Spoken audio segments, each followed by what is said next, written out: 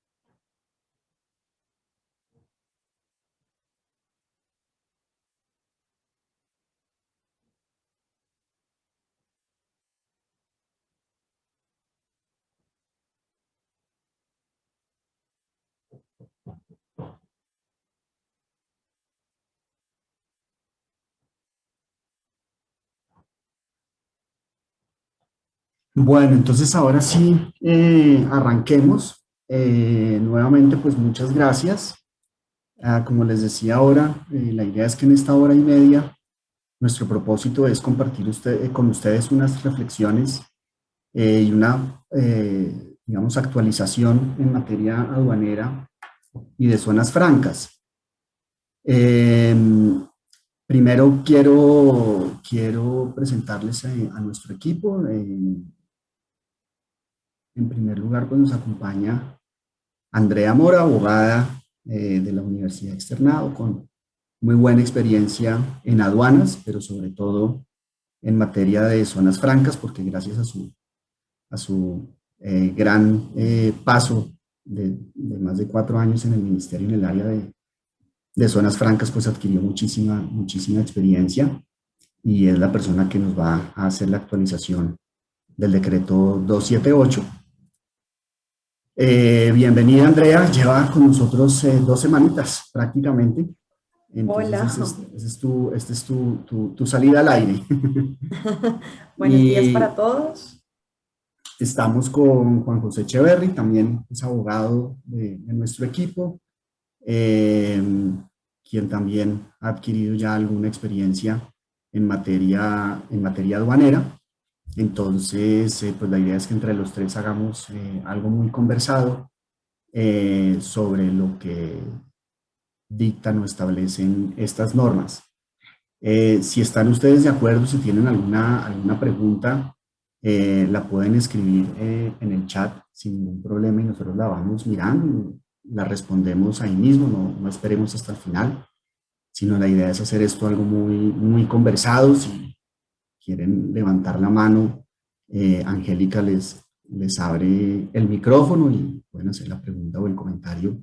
Como les digo, la idea es que hagamos esto muy conversado y que participemos todos.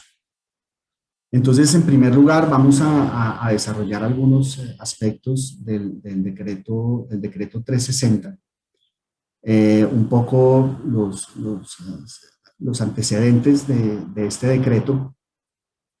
Se remiten al decreto 1165. Como ustedes saben, el decreto 1165, pues básicamente lo que buscó, su principal objetivo era buscar retomar, por decirlo así, la seguridad jurídica que con ocasión del desastroso decreto 390 se había perdido. Sí, con el decreto 390 hubo un desastre en materia jurídica y lo que hizo el 1165 fue agrupar en una sola norma, junto con la resolución 46, pues toda la regulación aduanera. Y en mi opinión, logró ese objetivo, porque tenemos un cuerpo normativo en materia aduanera y por lo menos en materia de seguridad jurídica creemos que en gran medida eso se logró. Sin embargo, pues ha habido aspectos que la DIAN ha venido analizando, revisando, y básicamente con el ánimo de, digamos, buscar más o propender más por esa seguridad jurídica, hace o introduce unas modificaciones con el decreto 360. De manera muy general, pues esas modificaciones están relacionadas con temas de calificación de riesgos, con los usuarios de trámite simplificado, con las obligaciones y requisitos de los usuarios. Hay cambios en los temas de garantías. También hay cambios en materia de sanciones, de procedimiento administrativo. Hay modificaciones en el proceso de importación, de exportación, de tránsito. Entonces, digamos, no es una reforma estructural, no es una reforma que modifique en un gran porcentaje el decreto 1165. Hay muchas modificaciones que son de juego de palabras, más que todo, temas semánticos. Hay otros que sí mueven alguna que otra estructura, como lo vamos a ver.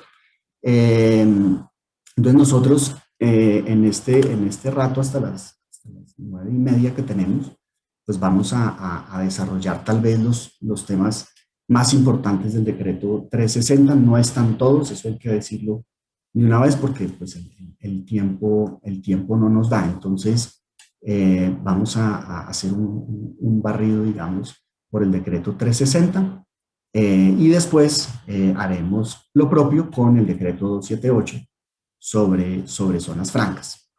Bien, entonces lo primero que queremos destacar es algo que tal vez ha venido sonando mucho, sobre todo desde diciembre del año pasado, cuando la DIAN empezó a autorizar, a calificar, a notificar algo que se llamaba, con el decreto 360 se llamó usuario de confianza.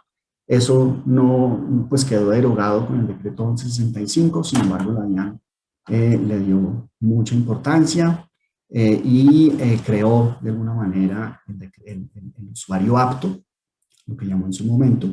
En diciembre del 2019, enero más o menos 2021, empieza a llegar la notificación a la gente, pues de que es calificado como un usuario apto, que era lo que en el decreto 360 se conocía como el usuario de confianza, únicamente con el ánimo de ir reemplazando de alguna manera pues, los UAP y los ALTEX, porque Ya la sentencia de muerte de los UAP y los Altex estaba perfectamente dictada y estos usuarios estarían vigentes hasta el 23 de marzo del 2020.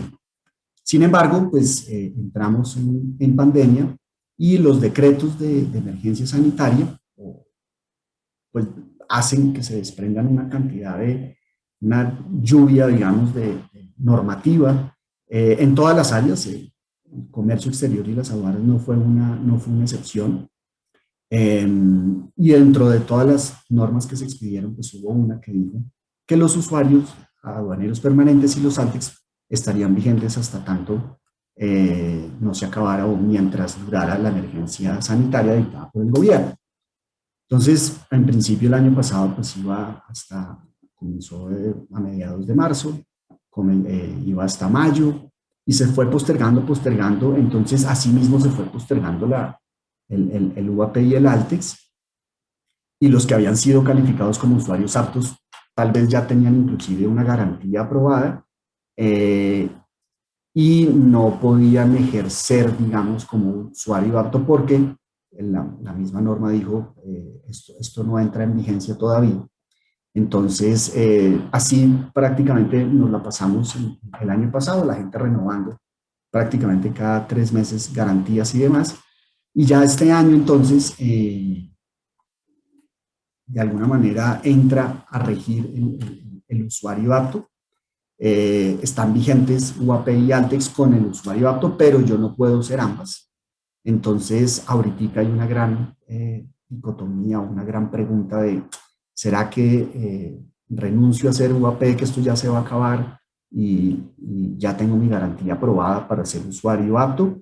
Esa transición, o en esa transición hay que de alguna manera alinear astros, porque pues yo no me puedo quedar sin ninguna calificación. Básicamente, pues todo atado al tema del pago consolidado.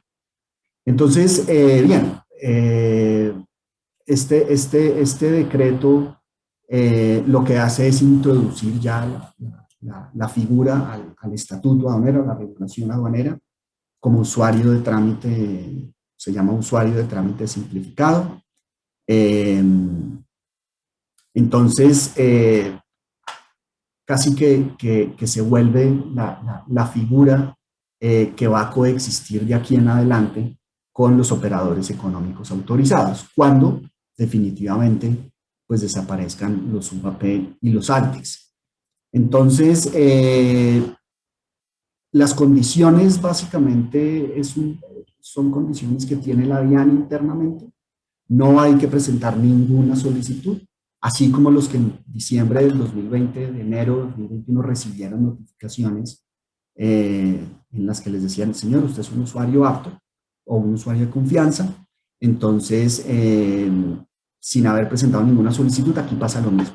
Se hacen análisis de riesgo, la DIAN verifica que no haya deudas, que no haya sanciones, etcétera, etcétera. Es todo un análisis interno que además dice la DIAN, esto tiene reserva de ley por ser gestión de riesgo, entonces no podemos publicar cuáles son los criterios y declaran a los UAT.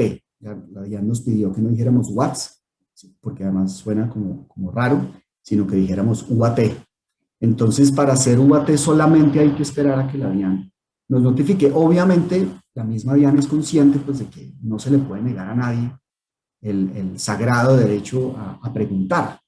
Entonces, yo puedo preguntar, levantar la mano y decirle, señor DIAN, dígame por qué no he sido calificado como usuario aduanero de trámite simplificado, y la DIAN de alguna manera le responderá, está en trámite, estamos analizando, o es que usted definitivamente tiene una calificación de riesgo medio o alto.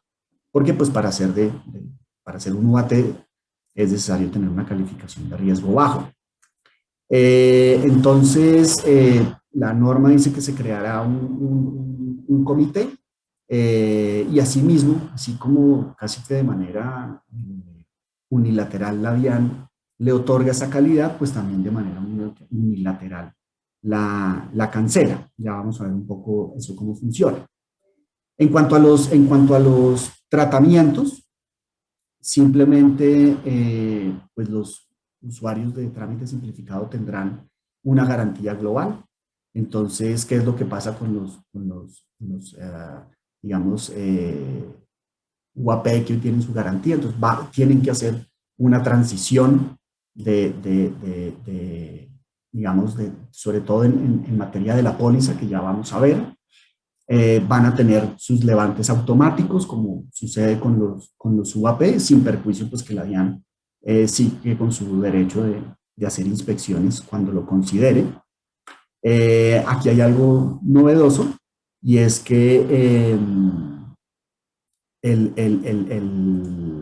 el, las declaraciones se pueden corregir, o sea, las declaraciones de importación se pueden corregir,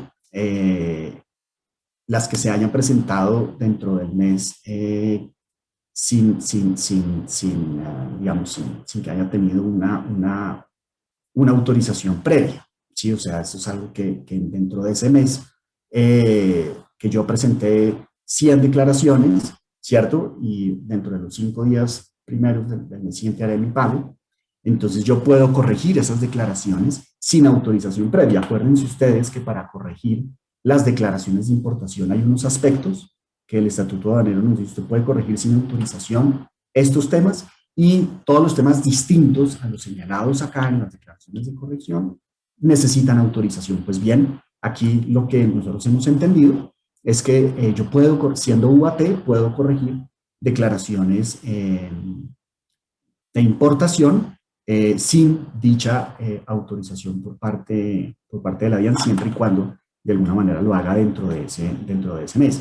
Nos pregunta Diana que si hay algún término de antigüedad, digamos, siendo UAP, para llegar a ser UAT. Realmente eso no lo establece la norma, digamos, un término de antigüedad de estar desarrollando operaciones de comercio exterior de 12 años, 5 años, o haber sido UAP durante los últimos 10 años. No se establece eso. Digamos que el usuario del trámite simplificado no necesariamente por ser UAP va a arrastrar la calificación, porque hay UAPs que para la DIAN son de alto o medio riesgo, de riesgo alto o riesgo medio. Entonces no es una transición automática. Digamos que los criterios, si bien podría llegar a ser la antigüedad, también hay muchos más elementos como la gestión de riesgo, no deudas. Los únicos que ya vamos a ver que pasan de alguna manera automática es, son los que en el pasado, el año pasado, recibieron esa notificación de usuario apto. Los que tengan una garantía aprobada y esa notificación de la DIAN de que les dijeron: usted es usuario apto, esos sí hacen una transición automática, y ya vamos a ver cómo se hace. Realmente,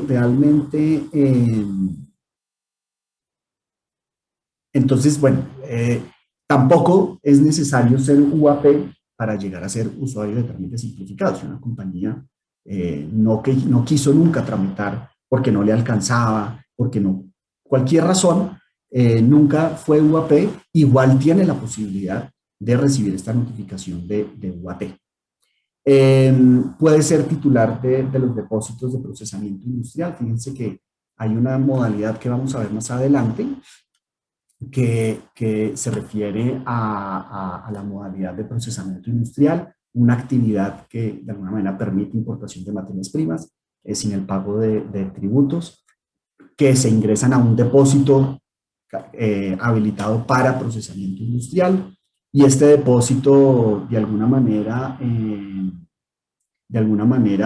cuando dictaron sentencia de muerte a los UAP y a los ANTEX, iban a desaparecer también, porque son depósitos y modalidad de importación destinados únicamente a los UAP y los ANTEX. Yo creo que con muy buen criterio la DIAN salva la figura, salva tanto la modalidad como los depósitos, y los deja únicamente pues para los operadores económicos autorizados y para los UAT. Eh, si quieres, Angie, ayúdame. Yorley Sí, hizo una pregunta y Alejandra también. claro que sí. Yo le pregunta, buenos días, Nicolás. ¿Los usuarios aptos nombrados automáticamente pasan a UTS? aun cuando Cor- actualmente seamos WAPs. sí, sí, digamos que ya lo vamos a ver, pero si en el pasado, en diciembre, enero de 2021 o diciembre de 2020, ustedes recibieron esa notificación de la DIAN que les decía, usted es usuario apto, entonces, independientemente de si es UAP o no, usted hace una transición automática al usuario de trámite simplificado y lo que hay que hacer es una renovación, un cambio en la póliza que ya lo vamos a ver. Tenemos otra pregunta, Alejandra. Dice, ¿cuál ¿Sí? es el artículo en el decreto que menciona que los WATs no deben contar con la autorización de la DIAN para corregir sus declaraciones de importación? Ok, ese está en los beneficios de los usuarios de trámite simplificado. Bueno, para no detener la presentación, como buscar la norma, tal vez le pido el favor a Andrea, o no sé si me ayudan. Pero es el artículo que establece, digamos, los beneficios o eso está por allá al final del decreto 360. Vamos a ver si rápida, cuando uno está buscando la norma no aparece, pero mira, el artículo 142 del decreto 360 modificó, mejor, adicionó el artículo 773 raya 3 y dice tratamiento para el usuario con trámite simplificado. Y ahí están los 8 numerales que te dicen cuál es el tratamiento que tiene. Entonces ahí dice efectuar pago consolidado, que constituye una garantía global, el tema de pago el levante automático, perdón, y en el numeral quinto dice corregir las declaraciones de importación presentadas durante el mes sin necesidad de autorización previa de la autoridad. Ese es el artículo. Entonces, se puede, digamos que estos son un poco los tratamientos. Sigamos, eh, porfa. Bien, entonces, así como les decía que la DIAN puede otorgar la calificación a los UAT de manera unilateral, basado en temas de gestión de riesgo, antecedentes sancionatorios, etcétera, etcétera, una cantidad de cosas que no sabemos. Eh, pues también de alguna manera puede cancelar esa calificación de manera unilateral. Entonces esa calificación se pierde básicamente por incumplimiento de obligaciones aduaneras en general, eh, o las obligaciones propias del usuario, que son una de ellas, hacer el pago consolidado. Si yo lo hago extemporáneamente, pues entonces eso de alguna manera hace que me puedan cancelar la autorización, eh, o sencillamente cuando el sistema de gestión de riesgo, por alguna razón, arroje que yo ya no soy usuario de bajo riesgo, sino que me convertí en riesgo medio o alto, por algún criterio, razón o circunstancias propias de la gestión de riesgo. Eh, la reincidencia, digamos, en el pago consolidado, más adelante, cuando hablemos del régimen sancionatorio, vamos a hablar del comité de fiscalización y de la reincidencia. Entonces, cuando hablemos de ello, vamos a entender qué significa la reincidencia en el pago consolidado, y es casi que su nombre lo dice, pues reincidir varias veces en no realizar el pago dentro del término de los primeros 5 días. Eh, o porque yo manifieste pues que ya no quiero ser usuario de trámite simplificado.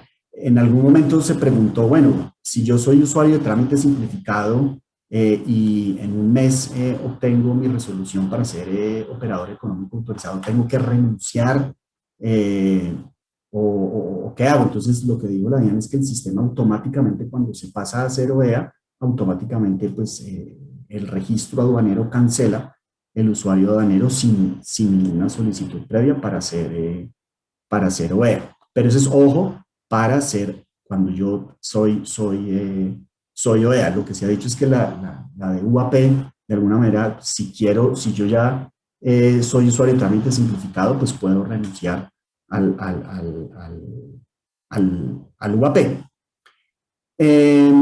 Si a mí por alguna razón de las que señala la DIAN, pues me cancelan la autorización como usuario aduanero de trámite simplificado, pues no puedo dentro del año siguiente volver a esperar ningún tratamiento especial, ningún beneficio, ninguna autorización por ser, digamos, propia del UAT, sigamos. Bien, entonces, aquí básicamente lo que establece las normas es, como había unas personas que ya habían sido notificadas para ser usuario apto, ¿sí? Y que digamos, hayan sido reconocidos como usuarios aptos, serán sustituidos, dice la norma, serán sustituidos automáticamente por la figura del usuario de trámite simplificado. Ahora, si tienen una garantía aprobada por la DIAN como usuario apto, que muchas personas la tienen, sino que no la han, digamos, utilizado, pues entonces deben presentar dentro del mes siguiente a que entre en vigencia el decreto la modificación de la póliza.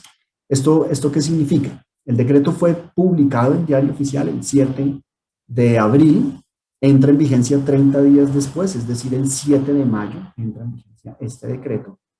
Entonces, dentro del mes siguiente, es decir, hasta el 7 de junio, tengo yo para modificar esa garantía que yo ya tenía aprobada, que de alguna manera, ¿qué debo modificar?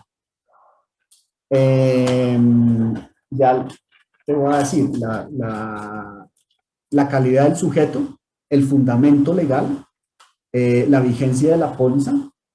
En cuanto a la vigencia, pues nos regimos por la norma general, que es la de que las pólizas globales tienen una vigencia de 24 meses. Entonces, ya sabemos que es de 24 meses. Aquí digamos que la sugerencia sería, como y esto de alguna manera lo define la compañía de seguros. Entonces, si en la medida que se trata de una garantía de asuntos legales, entonces pues deberíamos esperar, en mi opinión, pero pues cada aseguradora hará lo que mejor le parezca, que entre en vigencia, porque no sé si una aseguradora expida una póliza sobre una norma que no ha entrado en vigencia. Si lo hace, fabuloso. Si no, pues esperamos entonces hasta el 7 y desde el 7 de mayo hasta el 7 de abril tendremos para presentar esa modificación de la póliza y ahí ya arrancamos con nuestra autorización de UAT.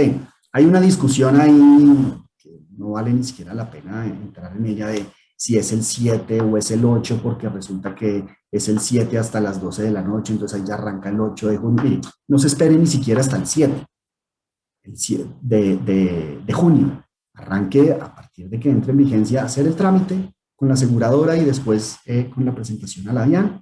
Y de alguna manera, pues esa transición, lo que se ha dicho en registro aduanero es que ya es muy rápida porque ya las notificaciones pues ya son virtuales, entonces pues ya no hay que esperar una notificación personal y demás, sino que ya de alguna manera pues se hace mucho más rápido. Sigamos.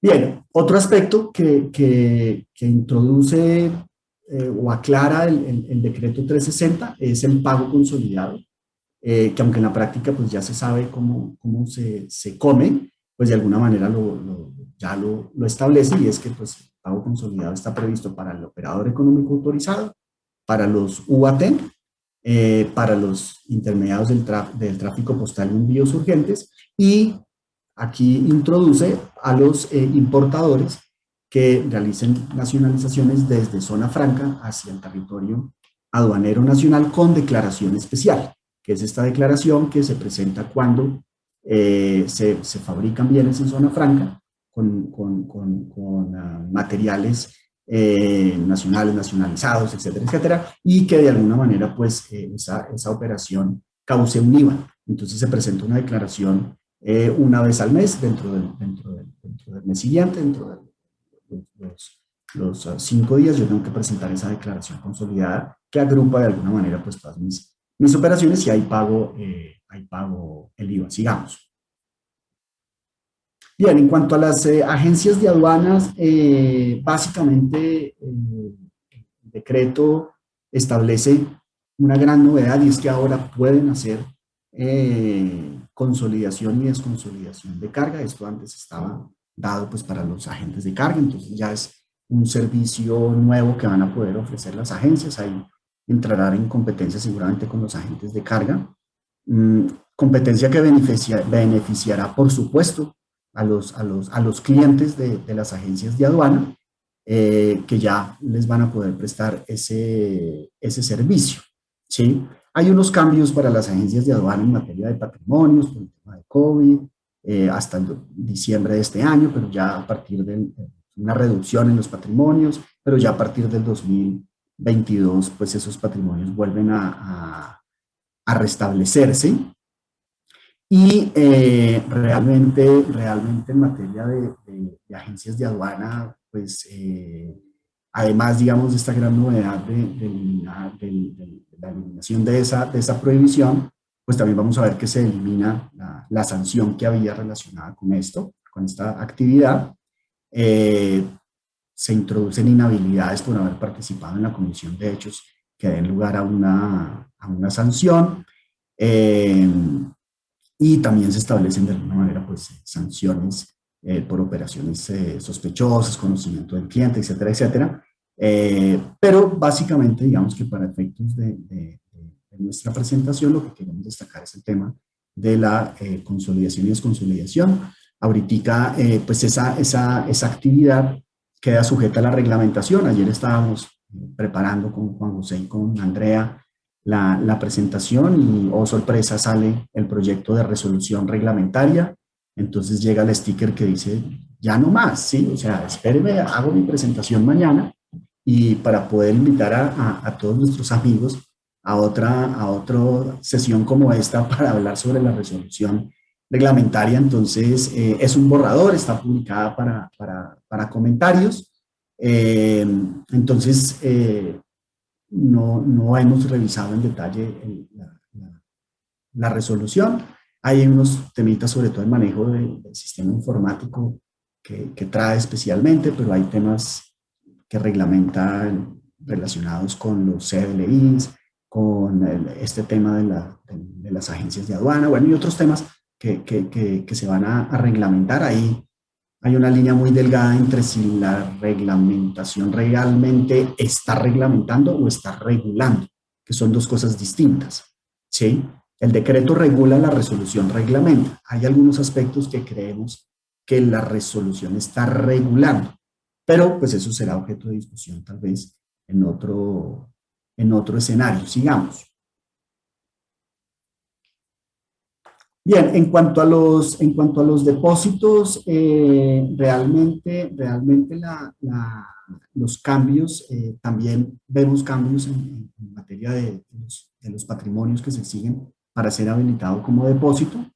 Hay una gran novedad, es que los depósitos privados pueden almacenar mercancías nacionales o nacionalizadas. El 1165 introdujo esta modificación para los depósitos públicos, diciendo que los depósitos públicos pueden almacenar mercancías nacionales o nacionalizadas, y pues aquí amplió el espectro a los depósitos privados, con una limitación que se puede interpretar de diferentes maneras, y es que dice mercancías nacionales o nacionalizadas siempre y cuando esas mercancías sean de propiedad, digamos, o cuyo titular sea, pues, valga la redundancia, el titular del depósito.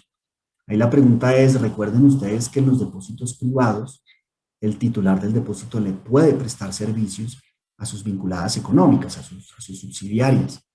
Entonces, la pregunta es, ¿qué pasa si la mercancía no es del titular del depósito, sino de la subsidiaria o de la vinculada?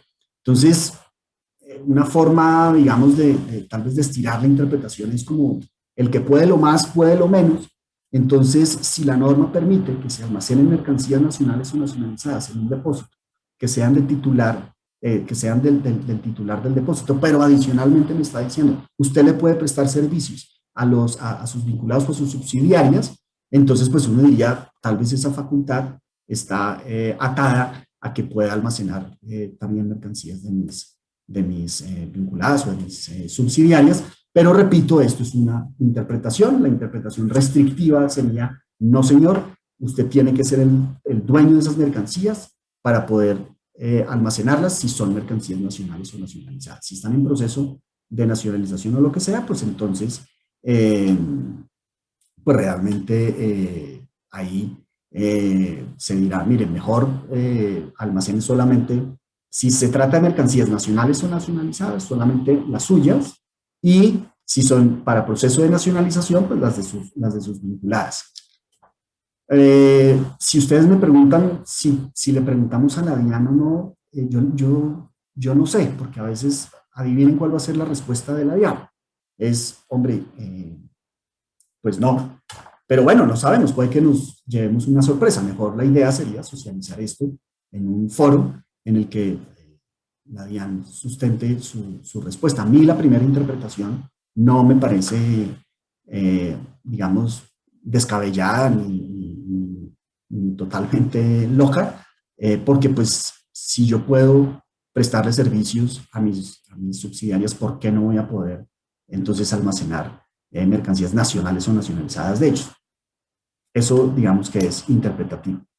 Eh, se modifica entonces, se mantiene la vigencia de los depósitos de procesamiento industrial para los OEA y los UAT, y se establece una obligación muy importante que facilita un poco la operación, sobre todo de los depósitos, y es identificar electrónicamente, pues en medios electrónicos o físicos, pero pues obviamente tiene que ser electrónico porque ya el físico sería muy arcaico, pero identificar en medios electrónicos mercancías que estén, uno, en proceso de importación, ¿cierto? Mercancías nacionalizadas, en proceso de exportación, en modalidad de transbordo, mercancías aprendidas, decomisadas, en abandono y con autorización de levante. Mi sistema eh, debe identificar estos grupos de mercancías, básicamente porque de alguna manera, si el depósito está ubicado, por ejemplo, en un puerto,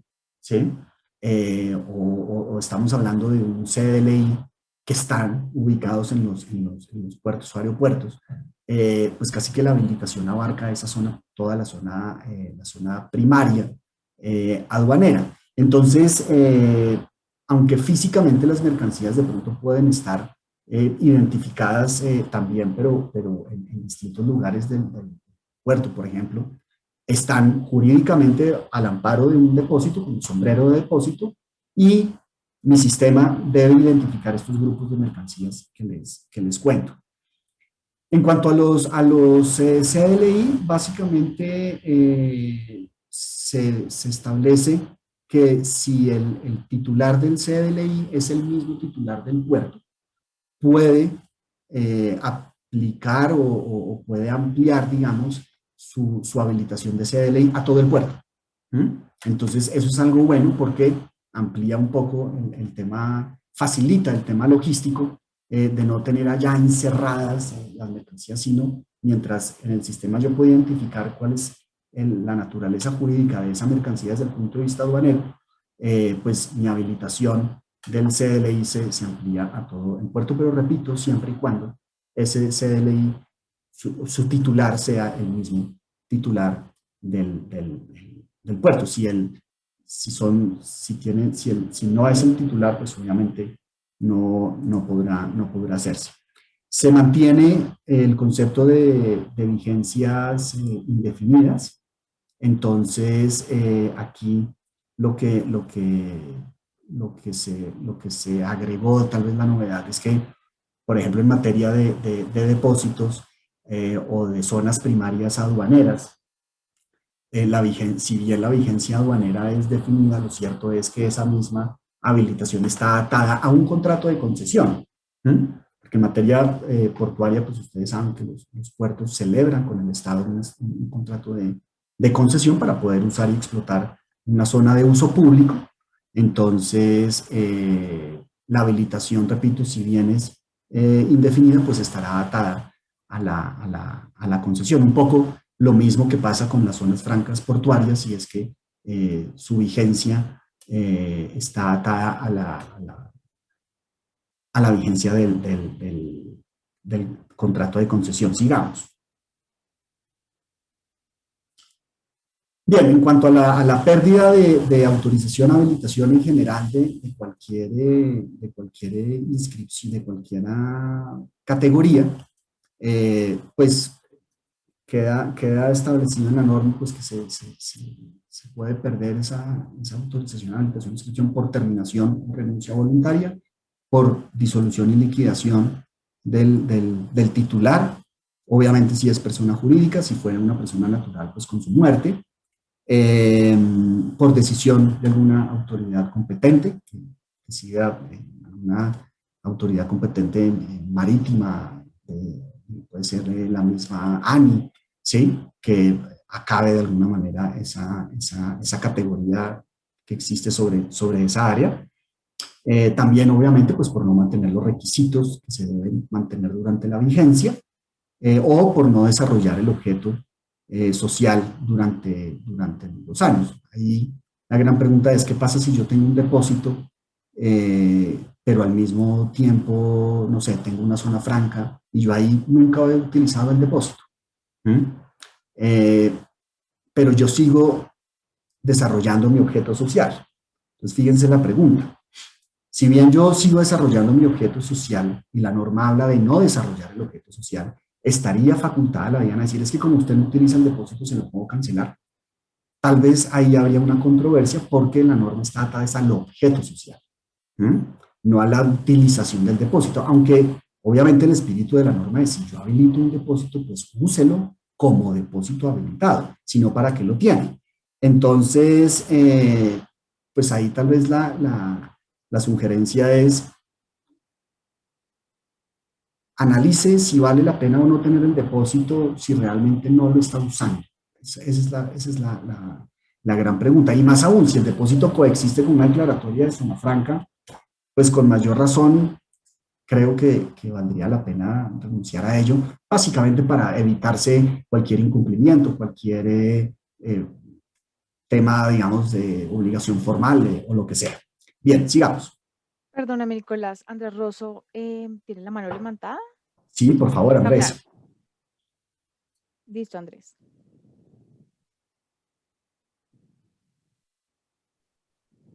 Si quieres, quítale el mute.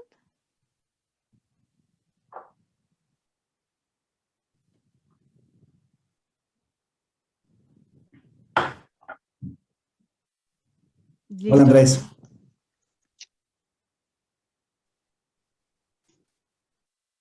No, discúlpenme, se me levantó sin querer. Qué pena con ustedes. Tranquilo, no hay No problema, te no hay preocupes. problema. Eh, bien, entonces ya entramos en el régimen de importación y vamos a destacar algunos de los cambios que introdujo el 360 en el régimen de importación. Lo primero, pues, es el tema de declaraciones anticipadas. Eh, el concepto de declaraciones anticipadas ha tenido una historia bastante curiosa en Colombia, y es que si uno mira la figura desde la OMA, convenio de Kioto y demás, pues las declaraciones anticipadas son un beneficio, son un mecanismo de facilitación del comercio, y así está inclusive en los tratados de facilitación y demás, ¿sí? Entonces, pues, ese mecanismo de facilitación, que en todo el mundo es un mecanismo de facilitación, porque pues yo anticipadamente, previo a la llegada de la mercancía, presento mi declaración, realizo ese trámite, digamos, de nacionalización, y cuando llega la mercancía, simplemente puedo llegar a obtener un levante automático y saco la mercancía. Eso evita costos logísticos, costos de almacenamiento en el puerto, etc. etc. Sin embargo, en Colombia, que somos bien particulares, adoptaron esta figura no como un mecanismo de facilitación, sino como mecanismo de control. Entonces, les dio por decir que para la importación de X productos, textiles, bueno, qué sé yo, otros productos, era obligatoria la presentación de la declaración anticipada, cuando el mecanismo internacional se conoce como cuando usted quiera utilícelo y por favor utilícelo porque es muy bueno. Aquí entonces es como el gremlin que tenía una cara bonita y le echan agua y se vuelve un monstruo inmundo. Entonces, bueno, tal vez algunos no conocen. De pronto Juan José no se acuerda de esa película de los gremlins y Andrea tampoco, pero habrá alguno que sí se acuerde. Entonces, eso fue lo que hicieron con las declaraciones anticipadas. Le echaron agua y la volvieron un horror, porque la volvieron un mecanismo de control, ¿sí? Entonces dijeron, no, a mí es que me toca presentar, porque yo hago importación de textiles o de X producto, lo que sea, y me toca presentar declaraciones anticipadas, y si no lo hago además, me sancionan, me aprenden a meter, en fin, ¿sí? Después de varios años, la DIAN se dio cuenta de eso, miró hacia afuera, digamos, sobre todo desde el 2008, desde el 2018, perdón, la nueva dirección de ese entonces, del 2018, tanto la general como la de aduanas, miraron hacia afuera, levantaron la cabeza, la frente y se dieron cuenta que alrededor nuestro hay un mundo, hay un universo, dijeron, sí, esto definitivamente es. Leyeron, por supuesto, el acuerdo de facilitación, y dijeron, ah, mira, qué acuerdo de facilitación es esto. Entonces, han tratado con muy buena voluntad de ir modificando y de ir creando, digamos, de ir secando el gremlin para que vuelva a tener una cara bonita. Entonces, ¿qué es lo que hacen? Dicen, miren, en materia de declaraciones anticipadas, igual se mantiene el concepto de obligatorias. Entonces, como que sí, pero no, con sus sanciones, porque pues las voluntarias claramente no tienen sanciones, pero si yo estoy obligado a presentar una declaración anticipada, pues básicamente, y la presento de manera extemporánea, debo liquidar una sanción del 10% del valor FOB sin que se superen 300 VTs. Antes se hablaba de solamente 300 VTs, pero había por allá una consecuencia y es que se entendía por mercancía no presentada. Entonces daba además lugar a una aprehensión y un decomiso y bueno, eso generó muchísimos rollos. Entonces con esta modificación de alguna manera clara en el tema, superan esos rollos que hubo. Entonces ahí queda claro que se mantiene la anticipada, se mantienen y se les quiere dar de alguna manera algún impulso muy tímido, un impulso realmente tímido a las anticipadas como un mecanismo de facilitación y se establece pues el 10% del valor FOB sin que se superen los 300 VTs. Bien, en cuanto a documentos soporte en el régimen, se establecen los mismos, ahí no vemos ningún cambio. Simplemente se dice que pueden ser físicos pero también electrónicos y se establece la forma como yo debo conservarlos a disposición de la autoridad aduanera como documentos electrónicos. Ahí, pues, repito, se siguen manteniendo los mismos. Aquí un llamado de atención es, recuerde que el documento, cuando la norma dice factura cuando haya lugar a ella, pues es cuando haya lugar a ella. No se dejen engañar. Sencillamente, si yo no estoy haciendo una venta, no presento factura. No que factura para efectos aduaneros. No que una factura pro forma. No. No es que la DIAN lo exige. Tampoco. Es que mi agencia de aduanas. Tampoco. ¿Sí?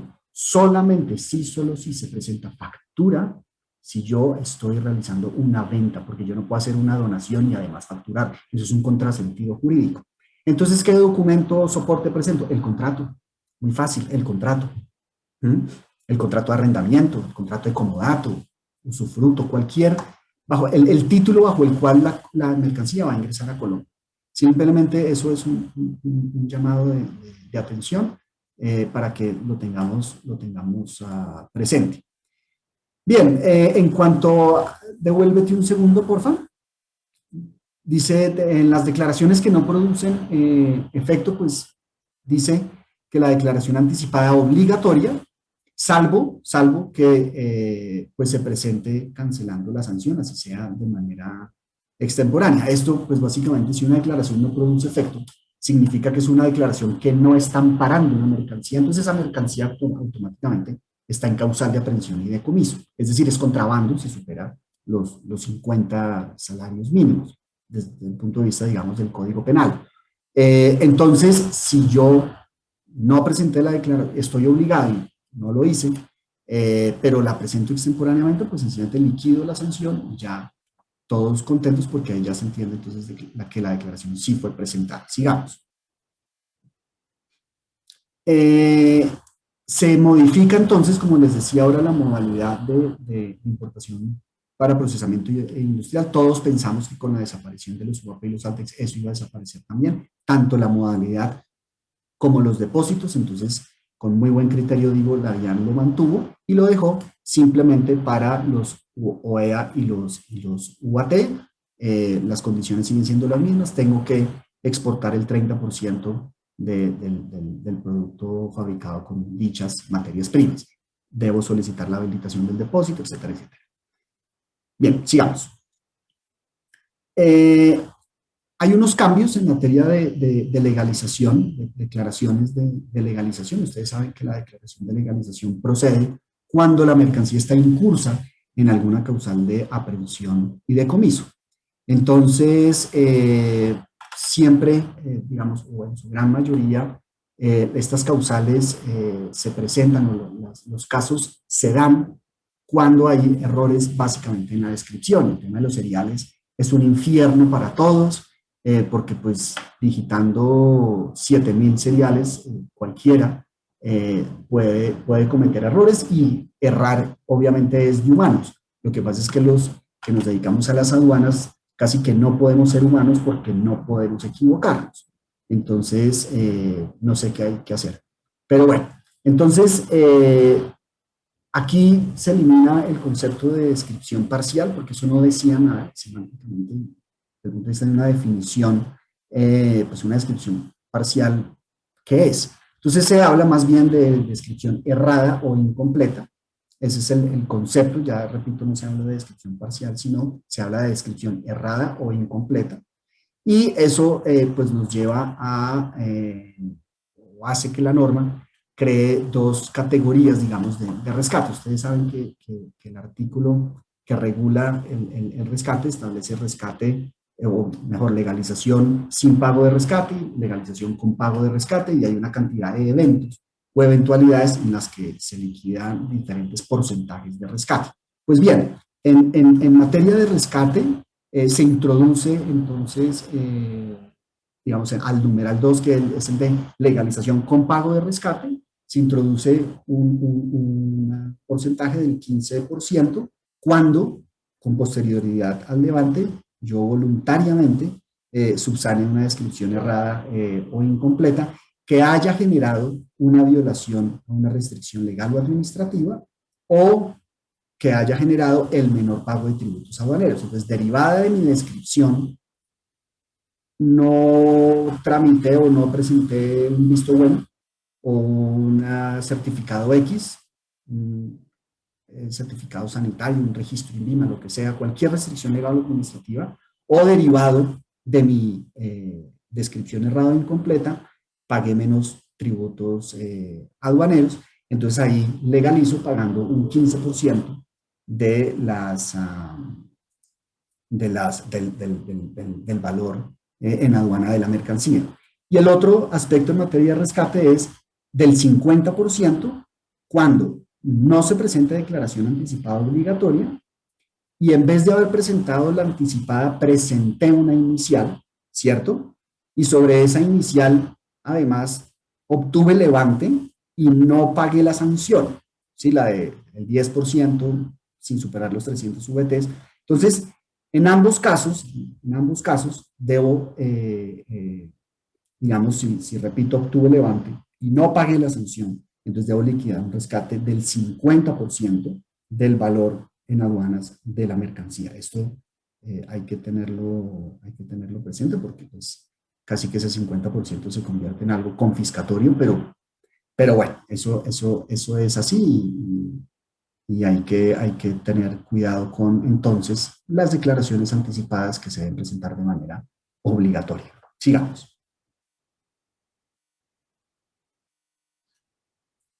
Estos digamos, haciendo una reflexión, este tipo de situaciones, de que el rescate del 50%, que una sanción del 10% sin superar 300%, eso pues desestimula cualquier aplicación de la declaración anticipada. No, no, no, pero dicen allá, es que es solamente para cuando sea obligatorio. Sí, pero es que la mente humana se abstiene de eso porque dice, no, pues sí, es voluntario, pero es que, ¿para qué me voy a meter en eso? Entonces, eso desestimula de alguna manera el tema, pero el mensaje es, si usted lo quiere hacer voluntariamente, hágalo, no va a tener ningún problema, no va a tener el riesgo de incurrir de alguna manera en estos riesgos que estamos aquí advirtiendo. Por mercancía no declarada, se establece en el decreto 360 lo siguiente y es errores en la declaración por descripción parcial o incompleta. Ahí, digamos que queda de alguna manera ese parcial, ahí fue un error tal vez de digitación, que no conlleve a que se trate de mercancías diferentes, pues se podrá obviamente legalizar si se entiende presentada, y establece pues la aplicación del análisis integral por descripción parcial incompleta, y en materia de análisis integral se establece un deberá. Entonces, el funcionario está obligado a realizar el análisis integral, ya no es si quiere o no, ya es una obligación, un deber que tiene el funcionario para verificar si, de acuerdo con el análisis integral, la mercancía sí corresponde a la efectivamente declarada. Sigamos. Bien, y finalmente en el régimen de importación, pues se establece un cambio para la importación de petróleo y sus derivados. Antes se decía que por los puntos habilitados, y es que la declaración de importación o la declaración aduanera se presentaba dentro del mes, digamos, se presentaba el primer día del segundo mes siguiente, o sea, había 2 meses para presentar la declaración el primer día del mes siguiente. Entonces, pasaba el mes 1, pasaba el mes 2, y al día siguiente, ¿sí? Al día siguiente de ese segundo mes tenía que presentar la declaración. Aquí el cambio está en que ya no es 2 meses, sino es el mes anterior, se presentan ya no el primero, sino el segundo día calendario del mes siguiente. Entonces solamente acumulo, de acuerdo con los medidores y demás equipos que se tienen para medir la entrada de estos productos. Entonces, de acuerdo al resultado de estos medidores, de estos puntos de llegada, se presenta la declaración el segundo día del mes siguiente. Bien, entonces, de alguna manera, este es un panorama general, digamos, de lo que es todo el proceso de importación, modificaciones a los UATEI. Les quedamos debiendo, por supuesto, aspectos en materia de exportación, en materia de tránsito, pero queremos, con el ánimo de ser tal vez más prácticos y ahondar más en los temas que no importa tanto la cantidad, sino la calidad. Entonces vamos a revisar ahora el régimen, algunos aspectos del régimen sancionatorio. Aquí le voy a pasar la palabra a Juan José para que vaya exponiendo algunas modificaciones que se introdujeron. Nuevamente, pues gracias, y nada, aquí seguimos y estaremos metiendo la cucharada, y sigan haciendo las preguntas que consideren necesarias. Muchas gracias, Nicolás.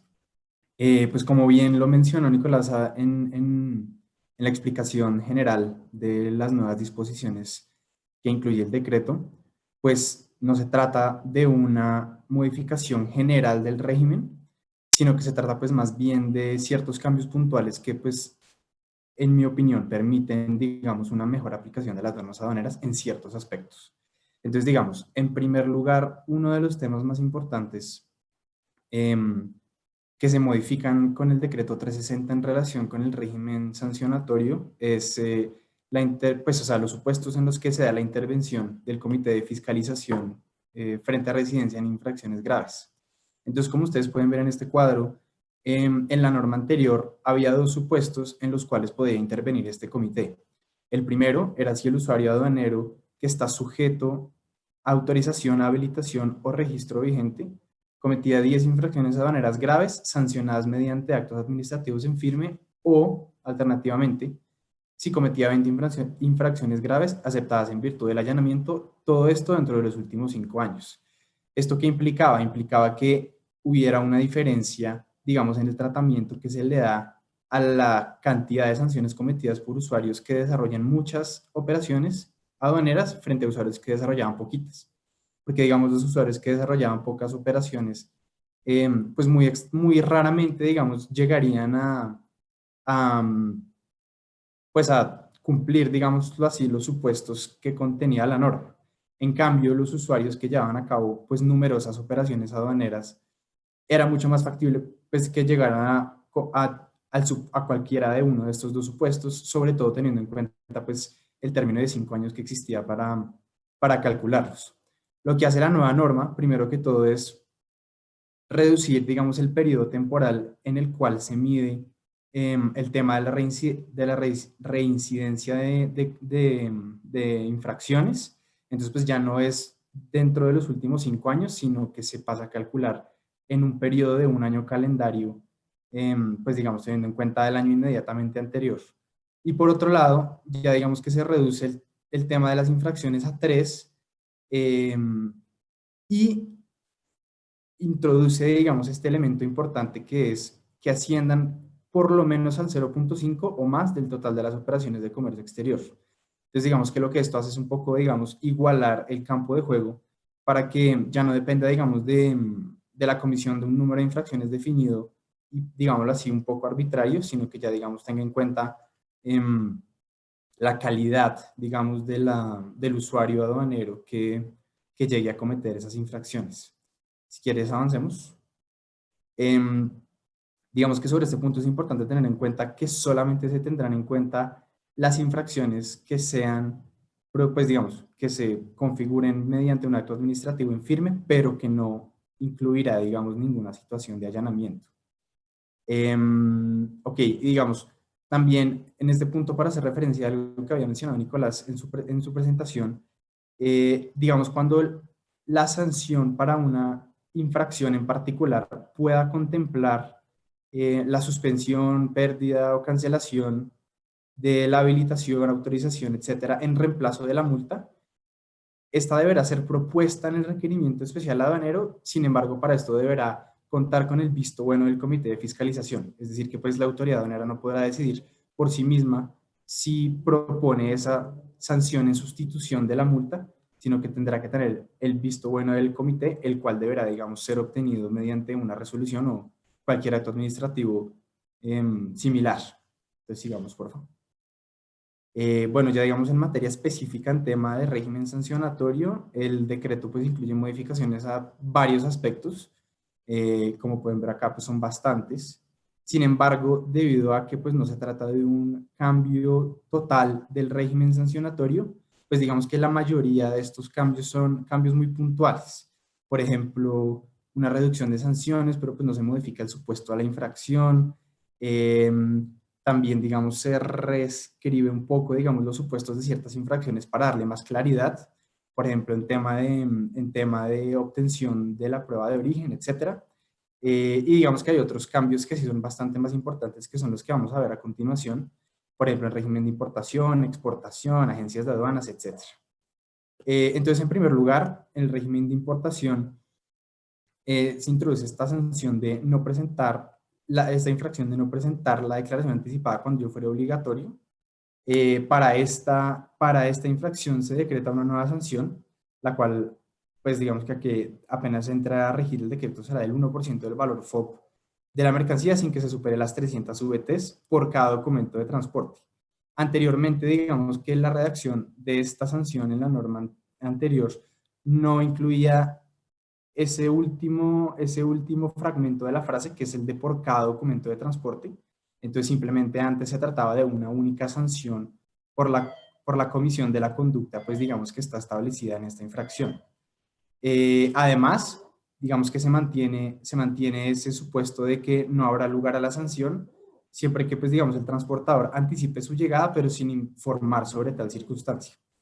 Y por último, se contempla, digamos, una reducción de la sanción al 80% del total, en caso de que, pues, esa declaración anticipada se presente de manera extemporal. Sigamos, por favor. En el régimen de exportación se introduce una nueva sanción que es la simulación de operaciones de exportación, pues que digamos que esta se introduce en las sanciones que se consideran gravísimas. Sin embargo, pues aquí el decreto presenta una falla y es que no se, o sea, para esta infracción no se indica una sanción, porque digamos lo que indicaba la norma anterior era que pues establecía las infracciones y después indicaba de las infracciones del numeral 1.1 al 1.2 existe esta sanción. Sin embargo, en la norma nueva se dejó esa redacción de manera idéntica. Entonces, pues, para el numeral 1.3, que digamos que lógicamente debería estar incluido dentro del supuesto de estas sanciones, pues no existe una sanción. Entonces, digamos que, dado que pues el texto de la norma es claro, en este caso no va a haber sanción por la simulación de operaciones de exportación, sin embargo, pues es evidente que podemos esperar de parte de la DIAN una corrección, de parte del gobierno nacional, qué pena, una corrección pues, de esta norma para pues, que ya, digamos, pueda entrar a ser aplicada la sanción contemplada en el artículo 617. Sigamos, por favor.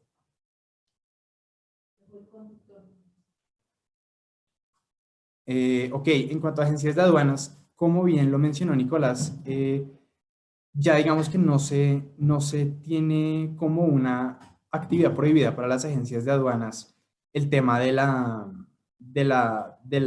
actividades de consolidación, desconsolidación, transporte o almacenamiento de mercancías.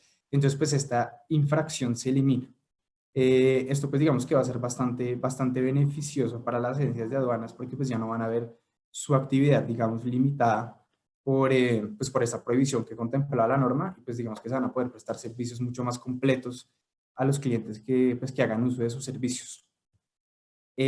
También, bueno, y obvio, esta infracción se consideraba gravísima en su momento, entonces pues digamos que resulta también un alivio bastante importante. En cuanto a las infracciones graves, digamos, se desplaza la gravedad de la infracción por no informar a la DIAN sobre los excesos o las diferencias de mercancías encontradas con ocasión del reconocimiento físico de las mismas. Antes, digamos, esta sanción se consideraba esta infracción se consideraba como una infracción gravísima y tenía como sanción la pérdida de la autorización como agencia de aduanas. En la norma actual, esta, digamos, se desplazó a la categoría de infracción grave y ya la sanción pues no es tan drástica como pues para que la agencia de aduanas pierda su autorización, sino que se trata de una multa equivalente al 100% del valor FOB del exceso de diferencia no informado. Entonces, pues digamos, sí continúa siendo, digámoslo así, una infracción importante, pero pues ya no es un tema de poner en riesgo la existencia de la agencia de aduanas como entidad de negocio. Y por último, en el tema de las infracciones leves, anteriormente todas, digamos, las sanciones pues eran un poco distintas en términos de VTs. Había unas que eran 480 y algo VTs, otras un poco menos, un poco más, pero en tema de infracciones leves se unificaron todas las sanciones a 200 VTs. Después, en el futuro, por la comisión de este tipo de infracciones leves, únicamente esa será, digámoslo así, la sanción que deberá aplicar la autoridad. Ok, en tema de valoración de mercancías, existía, digamos, esta duda anteriormente sobre qué puede hacer, digamos, la DIAN en caso de que existan inexactitudes en cuanto a la declaración andina de valor, porque, pues, digamos, casos se habían visto, por ejemplo, en el que se presentaban ciertos documentos soporte que dificultaban un poco la aplicación de la técnica de valoración aduanera, pues, que aplicara para cada caso, pero pues no había, digamos, una claridad sobre qué es lo que debería hacer la DIAN al respecto. Entonces, pues digamos, se introduce esta nueva infracción que tiene pues como objetivo precisamente tratar, digamos, de responder a esta situación que de pronto se había venido presentando. Sin embargo, pues impones una multa de 50 UETs, lo cual no es que sea bastante importante, digámoslo así, en términos económicos, pero pues por lo menos ya digamos que se empieza a reconocer esta conducta ya como una conducta infractora que Ahí puede llegar. simplemente para complementar lo que nos está explicando Juan José, es antes las compañías decían, ¿qué pasa, por ejemplo, si yo digo que no hay vinculación entre proveedor y comprador y realmente sí la hay? Entonces, la respuesta era, en estricto sentido, ese error formal, no tiene sanción alguna, pero pues eso puede llevar a que la DIAN investigue y haga un estudio de valor y haga una investigación de valor y determine si por usted haber dicho que no había vinculaciones, sí la había y además el precio estuvo influenciado por esa vinculación, entonces usted no podía haber aplicado el método del valor de transacción. En ese orden de ideas, pues podía rechazar el valor de transacción, iniciar la investigación, poner esa famosa multa del 50%. Ahí es donde está verdaderamente el fondo del tema. Con lo que no estamos de acuerdo y nos parece pues además una multa irrisoria de 50 vueltas, creo que no supera los 2 millones de pesos. Pues primero no dice cuáles son esas inexactitudes que le impidan la correcta aplicación de la técnica de valoración aduanera, que es la determinación del valor en aduanas, en otras palabras. Entonces, desgastar a la administración a tratar de imponer una multa de 50 VTs, pues sale mucho más caro, obviamente, el collar que el perro, porque, pues, digamos, iniciar toda una investigación para imponer una multa absolutamente irrisoria, pues cuesta más, de alguna manera, el desgaste propio de la administración. Y además que aquí no está, aquí el infractor puede pasar de largo. Aquí lo que tiene que hacer la DIAN es hacer una investigación de fondo de valor para determinar si su valor en aduanas estuvo bien determinado o no. Allá es donde, que es la sanción del 50%. Siga dedicándose a eso. No desgaste a sus funcionarios de fiscalización en esto, porque eso pues es una pérdida de tiempo. Entonces, aquí simplemente el comentario es para señalar, digamos, un poco el desacuerdo con la imposición de esta infracción y la correspondiente sanción. Listo, Nicolás, gracias. Continuando en el tema del tratamiento preferencial, pues digamos, en cuanto a las infracciones en materia de origen, en la infracción correspondiente pues a que la prueba, digamos, de origen presente errores, no reúne los requisitos previstos en el acuerdo comercial correspondiente, etc. En este punto se modifica la sanción y también digamos que se hace una pequeña reescritura de la infracción para darle un poco más de claridad, porque digamos antes en este tema pues está un poco más especificado los supuestos de la infracción, pero pues eso daba pie a que de pronto se interpretara pues de una forma que ese no era el espíritu pues digamos original de la norma. Entonces pues en este punto se hace este ajuste. También digamos en el tema de la sanción, si quieres, eso, gracias. Antes esta sanción correspondía al 30% de los tributos aduaneros no pagados, pero digamos que en la nueva norma pasa es al 20% del valor FOB de la mercancía. Entonces, en este punto, digamos que la sanción puede ser más dura, por decirlo así, porque pues ya digamos que la base sobre la cual se calcula ese porcentaje, pues ahora es la totalidad del valor FOB de la mercancía. Entonces, pues digamos que esto puede generar multas un poco más altas por la comisión de esta infracción. Sigamos, por favor. También el régimen incluye una modificación en cuanto a las sanciones aplicables cuando no sea posible apreender la mercancía. En la norma anterior, esta sanción, pues digamos, correspondía al 200% de la valor de la mercancía y hasta ahí la norma no incluía otra sanción, pero digamos que la nueva norma primero se deberá aplicar el 200% del valor en aduanas de la mercancía y en su defecto ahí se aplicará el 200% del valor de la mercancía. Entonces, pues digamos que esta norma es importante ya, digamos, para que sea, por ejemplo, un poco más directo la aplicación de la sanción, pues teniendo en cuenta teniendo en cuenta pues que se calculará en primer lugar sobre el valor en aduanas. Sigamos, por favor. Ok, ya digamos, ya saliéndonos un poco del tema de las sanciones y pasando pues, a las disposiciones finales pues, del decreto 1165 que también fueron modificadas. Este decreto modifica, pues digamos, el tema de la notificación electrónica. En la norma anterior se decía simplemente que la notificación electrónica se haría de acuerdo a lo dispuesto por el artículo 566-1 del Estatuto Tributario, pero en esta nueva norma digamos, se establece como quien dice, un régimen de notificación electrónica específico pues para los efectos de este decreto. Entonces, pues, inicialmente pues indica que, que este tipo de notificación se aplicará de manera preferente para las actuaciones administrativas en materia aduanera. Entonces, pues, esto implica pues la notificación de actos administrativos, requerimientos especiales aduaneros, etcétera, etcétera. También, en segundo lugar, pues importante mencionar que cuando el usuario aduanero informe a la DIAN a través del RUT una dirección de correo electrónico, todos los actos administrativos serán notificados a dicha dirección de correo electrónico. Entonces, pues en este punto es importante tener en cuenta que en caso pues, de que se vaya a hacer una modificación del RUT, en cuanto a ese punto, es necesario tener en cuenta que a esa dirección es donde se va a notificar los actos administrativos por parte de la DIAN. Enseguida también encontramos pues, que en respuesta a los actos de la DIAN, el usuario puede indicar una dirección procesal electrónica distinta a la física. En caso pues, de que lo desee, esto no es una obligación, es una potestad que tienen los usuarios. Y en caso de hacer eso, todos los actos serán notificados a dicha dirección. Entonces, pues ahí facilita, digamos, un poco la labor, como bien Nicolás lo mencionaba al principio de la presentación, de que ya no va a ser necesario estar pendiente a que en una dirección física llegue el acto administrativo en físico por correo certificado, etcétera, sino que todas las notificaciones podrán ser realizadas, digamos, al correo de los usuarios. Adicionalmente, qué pena Andrea, devolverte un poquitico, paso rápido por los últimos dos puntos. También, digamos, penúltimo, la notificación electrónica se entiende surtida a la fecha de envío del acto, sin embargo, los términos empezarán a correr a los 5 días.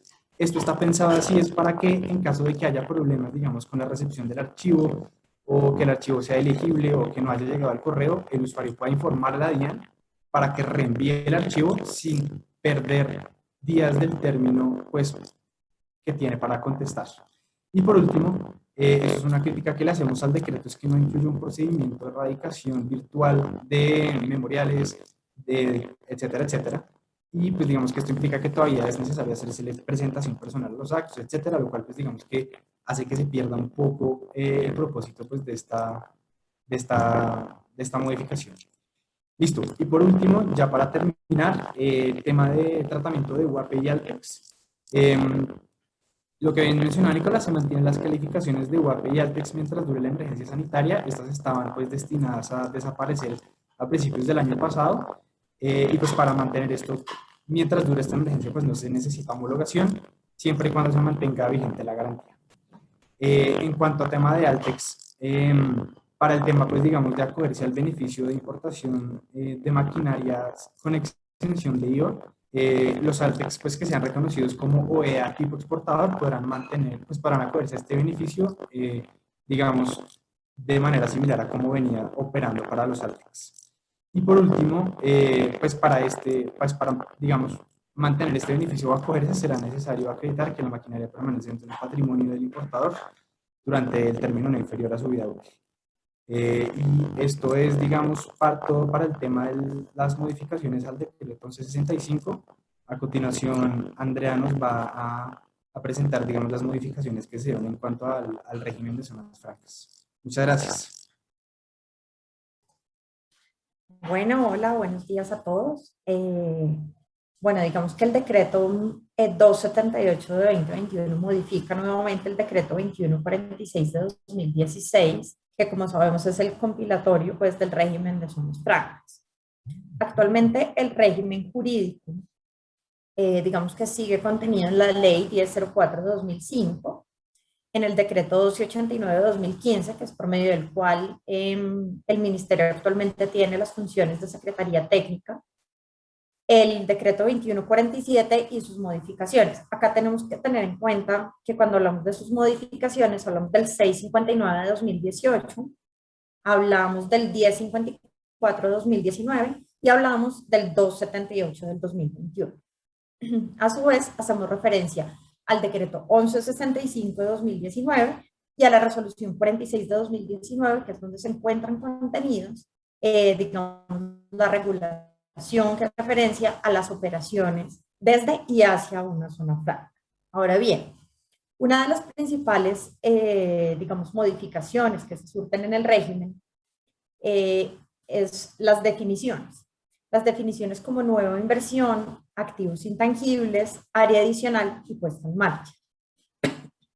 Digamos que previamente, cuando hablábamos de nueva inversión, solo podíamos hablar de activos fijos reales productivos. Sin embargo, con la modificación del decreto 278, se permite la inclusión de activos intangibles dentro de la acreditación de la nueva inversión. A su vez, se hace un cambio semántico respecto del área de extensión, ahora se denomina área adicional, y esta área adicional hace referencia al área geográfica delimitada que no es colindante, a diferencia de cuando se habla de una ampliación, que sí se trata de un área colindante.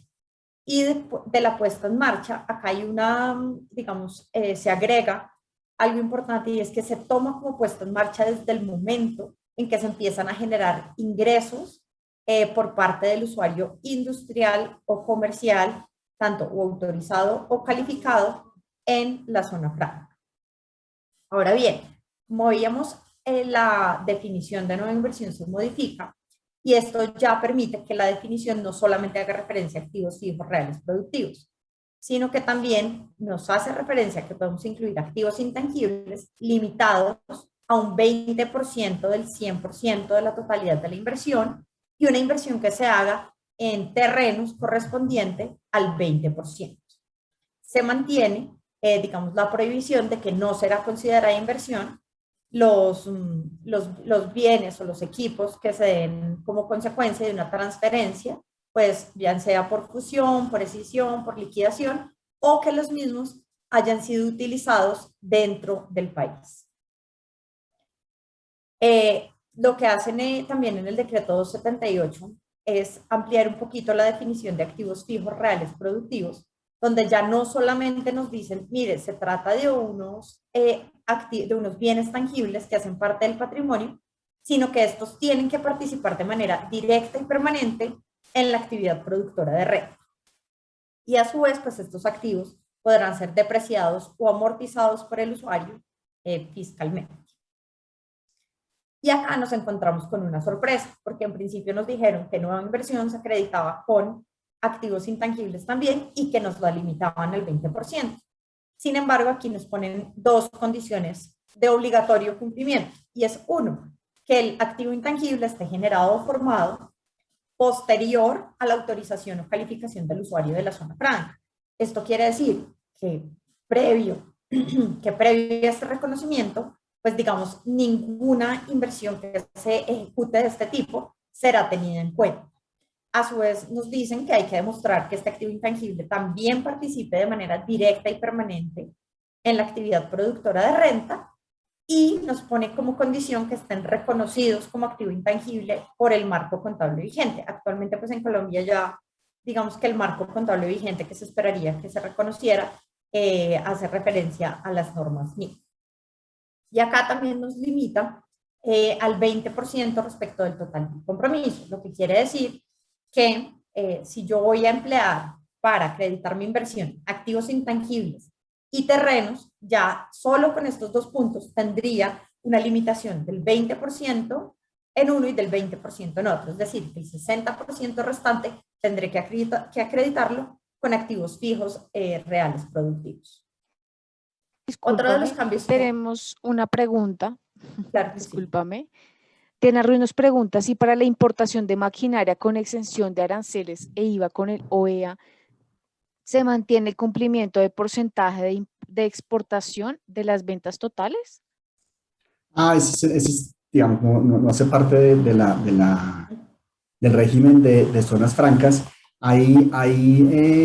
digamos, lo que hemos analizado es que digamos, frente al problema que está existiendo en cuanto a las certificaciones y que la DIAN está investigando a quienes no presentaron las certificaciones con el cumplimiento de las exportaciones y demás. Ese problema desafortunadamente no se arregló, simplemente pues establece, o sea, se mantienen como las tres categorías que académicamente se han conocido de Altex, que fueron los que se declararon con el famoso literal A y B y los del literal C. Entonces, eso de alguna manera se mantiene, el compromiso de alguna manera se mantiene, ya para efectos de los OEA, se mantiene, digamos, el beneficio de hacer la importación de esta maquinaria sin el pago del IVA. Y ya ahí, si lo hace obviamente un OEA, ya el reglamento establecerá los compromisos, pero por lo menos no serán los mismos de los Altex. Entonces, ahí hay que, digamos, repito, mirar con mayor detalle el tema, porque el problema de las investigaciones de la DIAN que inició en contra de los Altex, desafortunadamente, ese hierro lo mantiene el decreto, que estructuralmente no es un hierro del decreto, es un hierro de interpretación de la DIAN, ¿correcto? Listo, perfecto. Otra de las modificaciones que se hacen es que si bien la comisión intersectorial ya estaba compuesta por todas estas entidades, digamos que se agrega una persona más del Ministerio de Comercio, Industria y Turismo y que hace referencia al Viceministerio de Comercio Exterior. A su vez, es importante resaltar que no solamente estos ministerios pueden ir a la comisión, pues si bien se trata de un ministerio del ramo, podrá ser invitado a la comisión para que dé, digamos, su concepto, a pesar de que no tiene voto dentro de la decisión que se va a tomar. Acá es importante resaltar que si bien, digamos, existía ya la Comisión Intersectorial de Zonas Francas como la entidad que autorizaba o no la declaratoria de las mismas, se crea el Comité Técnico de Zonas Francas. Y acá digamos, lo que señala la norma es que se busca fortalecer la competitividad de las mismas con la creación de este comité, pero aún no sabemos cómo está compuesto ni, pues digamos, cuáles van a ser sus funciones. Bueno, otro de los puntos importantes que trae la modificación del decreto 278 es la facilitación de los procesos y actuaciones en la declaratoria de zonas francas. El primer cambio, digamos, que se debe resaltar es que el decreto ahora permite que el término de la declaratoria de existencia sea equivalente puede ser de hasta 30 años para cualquiera de las modalidades de zonas francas. A su vez, digamos que avala las inversiones y empleos que se hagan previos a la declaratoria. Acá, ¿qué es lo que pasa? Y es, si bien una persona que está interesada o quiera obtener la declaratoria de zonas francas, pues podrá realizar estas inversiones que no podrán superar el 20% de la inversión total. Sin embargo, estas inversiones que se ejecuten no gozarán de los beneficios que, digamos, sí se tendrían si se ejecutan posterior a la autorización de la zona franca. Acá el decreto también nos trae como algo nuevo la posibilidad de reducir la inversión por el índice de pobreza multidimensional. Esto es decir, que si uno de sus proyectos se va a hacer en una zona con un índice de pobreza multidimensional, ustedes podrán reducir unos porcentajes específicos que trae la norma, dependiendo de dónde se vaya a instalar el proyecto. ¿Quién nos dice cuáles son esos índices de pobreza multidimensional? Esos índices son expedidos por el DANE y digamos que serán publicados también en la página del Ministerio de Comercio. Digamos que ayer hicimos el ejercicio para intentar encontrarlas y aún no se encuentran publicadas, y cuando entramos al DANE, las más recientes aparecen las de 2018. Entonces esperemos que esos sean temas, pues digamos, formales y que pronto podamos encontrar el índice de pobreza multidimensional actualizado. Ahora bien, en cuanto a requisitos generales, el 278 hizo una disminución sustancial de algunos de los requisitos y a su vez disminuyó los estudios de factibilidad. Previamente, cuando ustedes querían solicitar la declaratoria de una zona franca, se exigía que presentaran 5 estudios de factibilidad. Con la modificación, la norma solo exige que ustedes presenten 3 estudios. El estudio de factibilidad técnica, que hace referencia como a lo referente a la ubicación, a los planos, a dónde va a funcionar y cómo va a funcionar. Al de factibilidad jurídica y al de factibilidad financiera. El procedimiento de declaratoria de zonas francas también surge o tiene un cambio bastante relevante porque se señala que a partir de digamos, de la vigencia del decreto 278, pues cuando usted solicite la declaratoria de zona franca, este proceso se va a demorar 6 meses aproximadamente. Vamos a ver, digamos que actualmente el ministerio tenía unos términos entre 9 y 12 meses. Vamos a ver si, digamos, se logra cortar este tiempo a la mitad. Hay otro cambio sustancial dentro de la modificación al Plan Maestro de Desarrollo. ¿Y esta a qué hace referencia? Hace referencia a que previamente, si bien se podían hacer modificaciones a la actividad económica, se decía que tenían que tener relación de causalidad con el objeto social que había sido previamente reconocido. Acá digamos que se abre un poquito más la brecha y dice que se puede modificar la actividad económica siempre y cuando tenga relación con la actividad generadora de renta, lo que da como un poquito más de amplitud para hacer modificaciones específicas.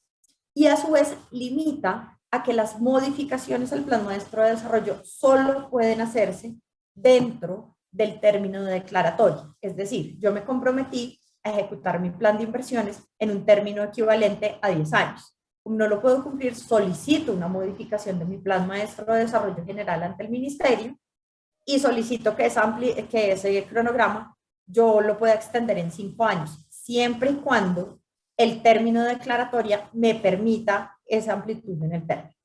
Es decir, si a mí me dieron la declaratoria, obtuve mi declaratoria por 20 años, pues mi modificación no podrá superar este término. Y la otra modificación que es bien importante es la que permite que hayan zonas francas permanentes especiales se modifiquen a zonas francas permanentes dedicadas a la prestación de servicios exclusivamente. Y esto digamos que lo que busca es como ponernos a la par de muchos países que han venido implementando la ejecución o la prestación de servicios dentro de las áreas declaradas como zona franca en países tales como Indonesia o como Uruguay o como Dubái, que ya tiene zonas específicas solamente para la prestación de servicios. Dentro de esta regulación también se denominan o más bien se incluyen las denominadas zonas francas 4.0, que son aquellas a las que hacen referencia a exportación de servicios. Y acá también les dan un beneficio adicional que hace referencia a que si ustedes logran hacer una exportación superior a más o menos 9.800 millones de pesos, pues ustedes podrán empezar a reducir su inversión en un 10% hasta llegar a un límite de 9.800 millones, que sería como lo mínimo que deben invertir, que eso es como un valor aproximado de 2.5 millones de dólares. Y digamos esto, ¿qué beneficios trae? Y es que trae la posibilidad de que se haga una inversión menor a la que requiere una zona franca de permanente especial y les pone como requisitos ya no la calificación de 5 usuarios, sino mínimo de 2 usuarios. Ojo, solo cuando se trate de zonas francas permanentes dedicadas a la prestación de servicios exclusivamente. Dentro de los requisitos de declaratoria de zonas francas, acá hay una modificación en términos de montos, porque no solamente los montos, digamos, se modifican dentro del decreto, ya no los vamos a ver expresados en salarios mínimos mensuales legales vigentes, sino que los vamos a ver expresados en VTs. Y con esta modificación hay una reducción respecto de los montos que se venían exigiendo. Acá como ejemplo ponemos que para poder declarar una permanente, digamos que requerimos de más o menos 9.5 millones de dólares y calificar mínimo 5 usuarios industriales, así como la acreditación de $5 millones de patrimonio.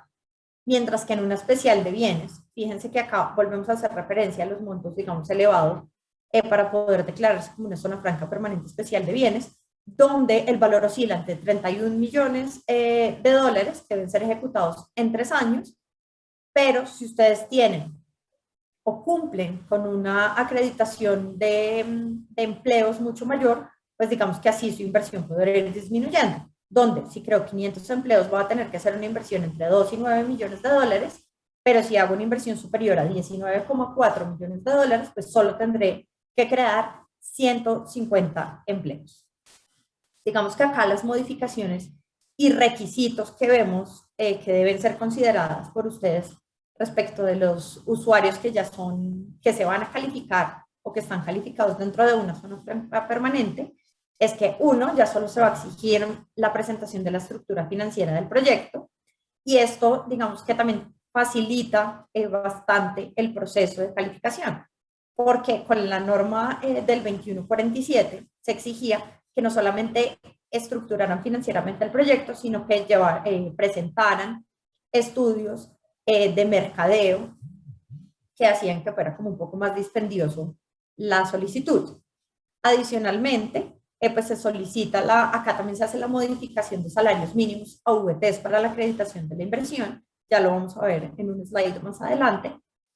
Y acá digamos que como algo nuevo, lo que se pide es que se haga una presentación de informes al usuario operador por parte del usuario industrial dentro del primer año.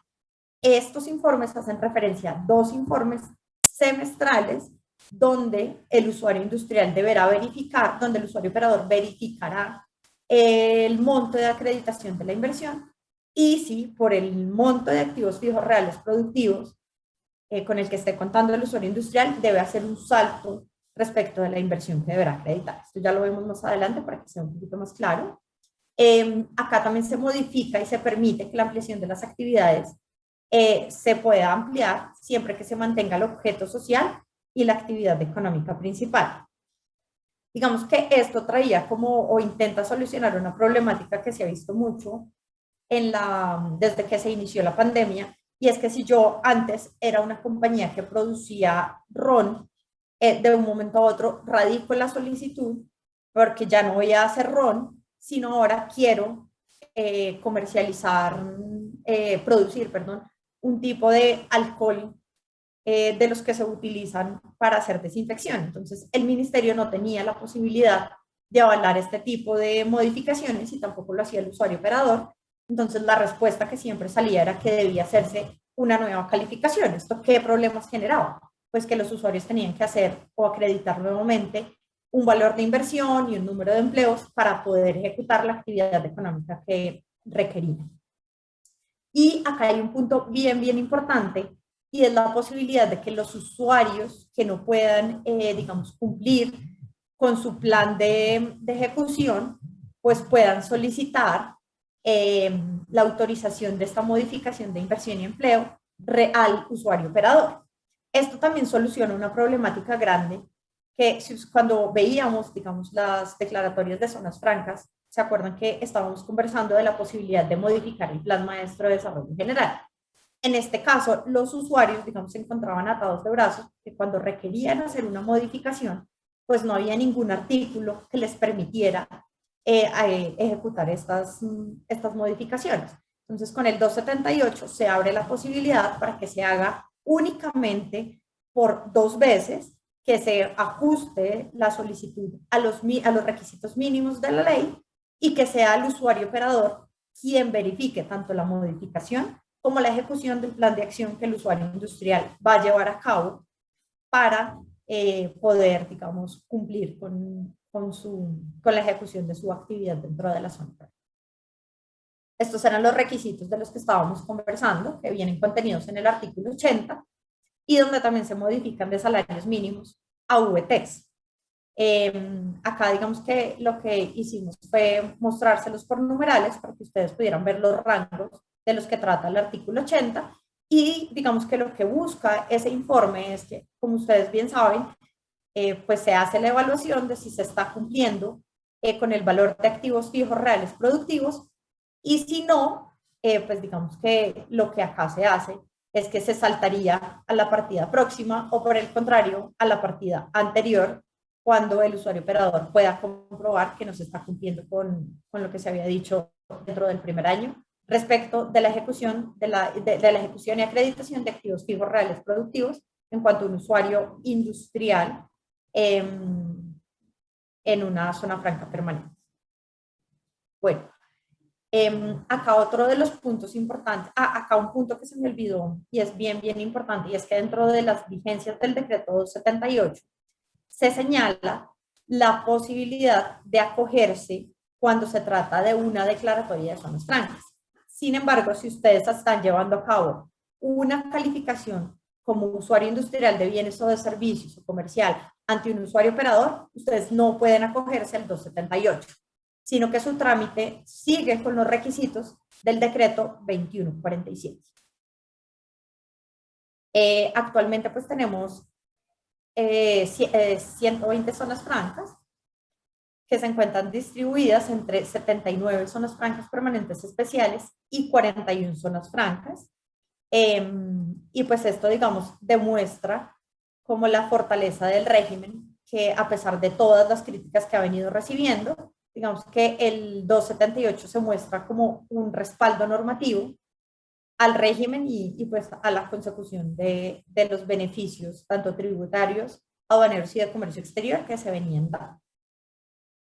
Respecto de las prórrogas de zona franca, pues digamos que tenemos también dentro de los términos de la prórroga, se elimina la diferenciación que se hacía entre modalidades y se puede solicitar hasta por 30 años la prórroga. La acreditación de inversiones y empleos pues, dependerá de la modalidad de zona franca a la que ustedes quieran aplicar para la prórroga, y dependiendo del número de años será el valor de la inversión que ustedes tienen que acreditar. Como modificación importante está la actualización de los numerales 7.4, 7.6 y 7.7 del Plan Maestro de Desarrollo General. Esto también reduce los requisitos a acreditar porque solamente exige la presentación del plan de promoción de internacionalización, el estudio financiero y jurídico del plan maestro, ya no exige la totalidad. Se solicita pues la acreditación de cómo se va a hacer la inversión, permite también la ejecución de inversiones previas a la expedición del acto administrativo, limita la acreditación de esta inversión en terrenos al 20%, y también les permite acogerse a la reducción de la inversión por el índice de pobreza multidimensional que veníamos pues conversando.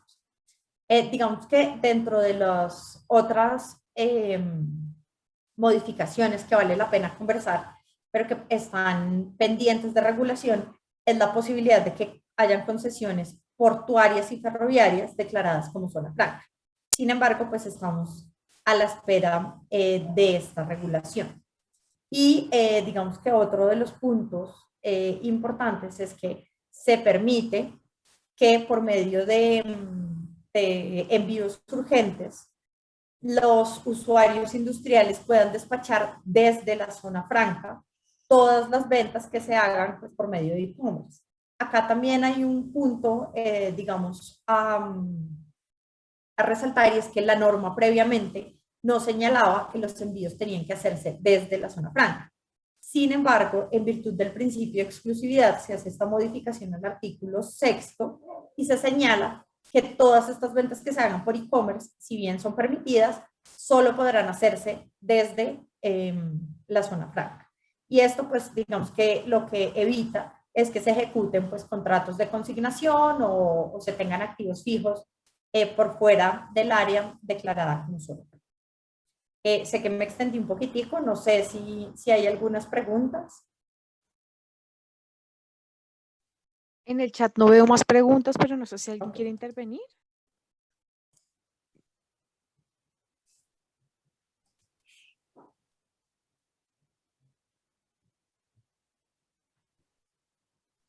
Creo que no. Ok, perfecto. Bueno, no, si no hay más preguntas, Nuevamente queremos agradecerles por haber aceptado esta invitación, por haberse quedado hasta el final.